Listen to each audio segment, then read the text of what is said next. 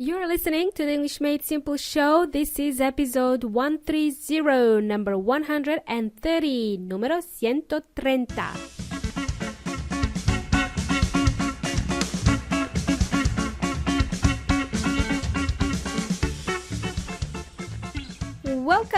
Welcome amigos y amigas. Welcome to episode number 130 of English Made Simple. Wow, 130.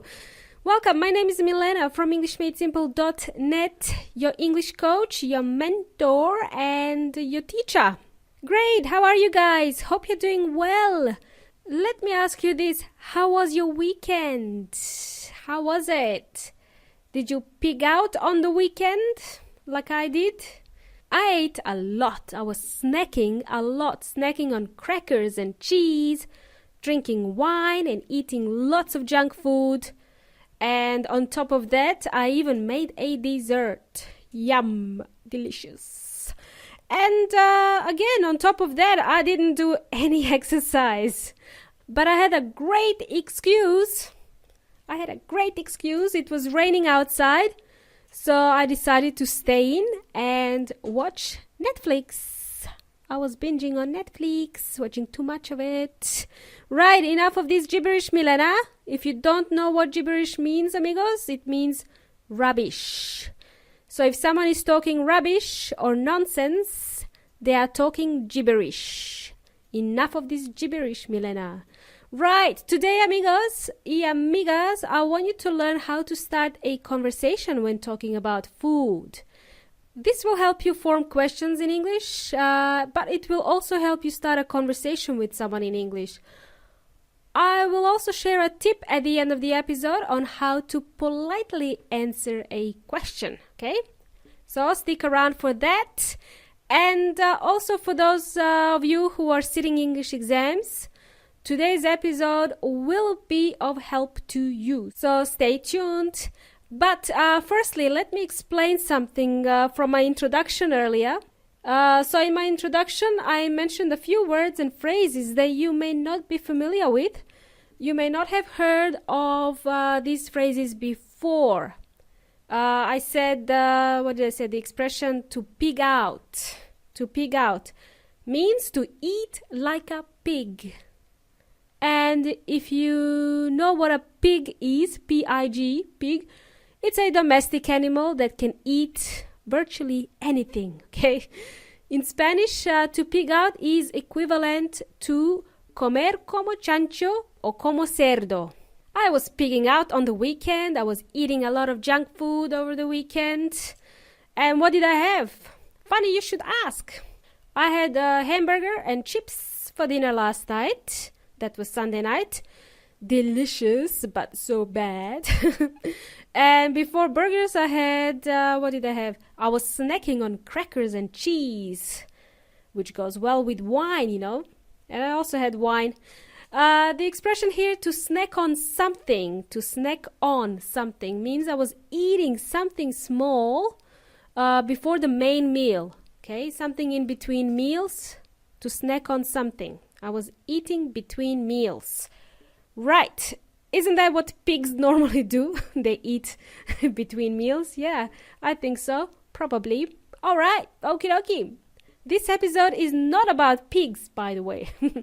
So, amigos y amigas, I want you to listen carefully. I'm going to combine what we learned in the previous episodes.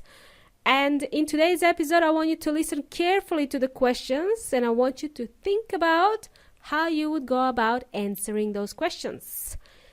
And now I want to ask you a completely random question, okay? Completely random. Is anyone here on the raw food diet? Raw food diet. Dieta de comida cruda. Raw food.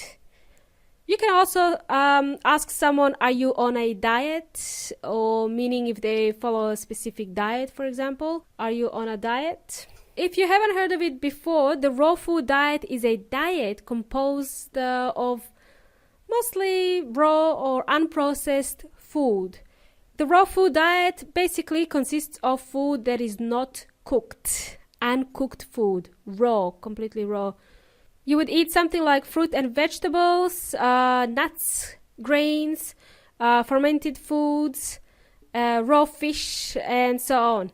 I tried to follow the raw food diet before, but it was too hard, I have to say. It was really hard to follow it, especially when you go out or when you're out with your friends. Most of the restaurants and cafes, they don't have many options for people who are on the raw food diet or any diet. Anyway, it wasn't sustainable for me, but I do make every effort to eat something that's raw. Right. What diet are you on? Do you follow a special diet? Think about that question. Cool. If you're around native speakers and you start talking about food, you can ask them, are you a good cook? Are you a good cook? Remember, we did learn this one in one of the recent episodes. I think it was a couple of episodes ago. Are you a good cook? Meaning, are you a good chef? It's just nicer to say, are you a good cook? And if they say yes, then ask them, what is your best dish? Or what's your favorite dish to prepare? Cool, that's very straightforward. What's another friendly question you will hear someone ask you? Or you can also ask someone this question as well. How often do you eat out? How often do you eat out? To eat out means to go out and eat. For example, to go out and eat at a restaurant. You will hear this phrase in the movies sometimes. Let's eat out, something like that. Cool. A variation to that question would be, hey honey, shall we eat in or eat out? Now you can assume what eat in means. It's just opposite of eat out. To eat in means we stay at home and we eat at home. Shall we eat in or shall we eat out? Great. Next question you could be asked would be, do you like to eat fast food? Comida rápida. We know what fast food means. It's like junk food or a quick meal. This is usually fatty and oily. And that's exactly what I had over the weekend. I had hamburgers and chips. I just didn't feel like cooking anything on the weekend. Anyway, everyone likes to eat fast food. I know you do too, don't judge me. And the last question for today is something that you will hear. People will ask you this question. Are there any foods that you hate? Are there any foods that you dislike? Do you hate any food? You know what? If someone asked me this question, I wouldn't know how to answer this question. So I had to think about this one before the episode. So here's my answer. Right. What's the food that I hate? Well, I'm not a fan of oysters, okay? I'm not a fan of oysters. I can eat oysters, or ostras in Spanish. I can eat oysters, but only if there is nothing else to eat. Eating special foods like oysters is like an acquired taste. It's what we call an acquired taste. Well, this is an interesting term, an acquired taste. According to Weon Inteligente, he's back, or the online dictionary. An acquired taste means it's something you don't like at first, but you start to like it over time. So for me, oysters are an acquired taste. And by the way, amigos y amigas, here's a tip for you. Instead of saying you hate something, be more polite and reply with, I am not a fan of blah blah blah. I am not a fan of oysters. I'm not a fan of having too much olives on the pizza. I'm not a fan of the oysters. Oysters are not my cup of tea. Think we learned this in one of the previous episodes. Not my cup of tea. Okay, I have to find out what episode number that was. Right, it was episode number 127, called Cheesy Jokes, and we learned expressions like cheesy jokes and also not my cup of tea. Okay, so you can check that out. Cool. And it doesn't only have to be related with food. It can be used in any situation. I am not a fan of public transport. I'm not a fan of high heels. I'm not a fan of Justin Bieber. It's a polite way to say that you don't like something. I'm not a fan of blah, blah, blah.